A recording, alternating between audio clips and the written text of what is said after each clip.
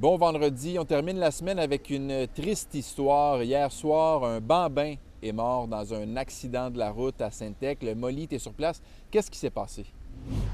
Ce qu'on comprend des circonstances de l'accident, Raphaël, c'est que selon les explications de la Sûreté du Québec, il y a une conductrice qui roulait en direction sud sur la route 153 entre Sainte-Thècle et Saint-Tite, accompagnée d'un jeune enfant âgé de moins de 5 ans qui, elle, aurait dévié de sa voie dans une courbe pour venir entrer en collision avec une autre voiture qui, elle, arrivait en sens inverse. C'est arrivé vers 18h30 hier soir. Donc, tout de suite, les véhicules d'urgence sont intervenus, ont transporté le bambin à l'hôpital et malheureusement, il a succombé à ses blessures. La route a été fermée jusqu'à minuit pour laisser le temps justement aux enquêteurs de comprendre dans quelles circonstances l'accident s'est produit.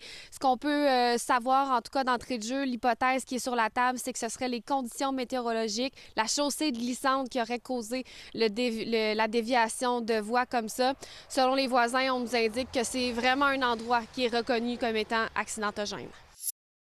Décidément, ça se complique à un niveau rarement vu dans la région pour les femmes enceintes parce qu'il avait été annoncé que le service d'accouchement à l'hôpital de Latuc était suspendu jusqu'au 16 avril.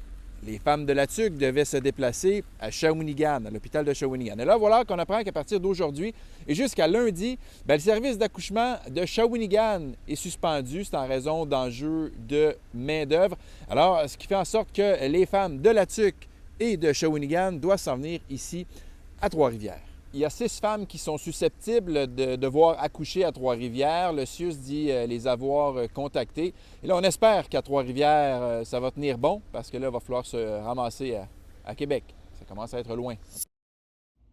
Je ne sais pas si c'est l'effet Donald Trump, mais il y a beaucoup d'Américains qui veulent devenir Canadiens ces temps-ci. Et le service des Archives nationales de Trois-Rivières croule sous les demandes de certificats de naissance provenant de Franco-Américains. C'est que la porte légale leur est maintenant ouverte grâce à un changement législatif effectué par Ottawa en décembre dernier. Et cette modification-là, elle permet aux Américains ayant des origines canadiennes prouvées d'obtenir leur citoyenneté canadienne. Et on le vit notamment à Trois-Rivières où les demandes d'Américains pour obtenir des copies d'actes de naissance d'un de leurs ascendants au Québec ont explosé de 3000 %. Depuis janvier, imaginez, on a reçu juste ici 300 demandes d'Américains qui souhaitent ultimement obtenir leur passeport canadien.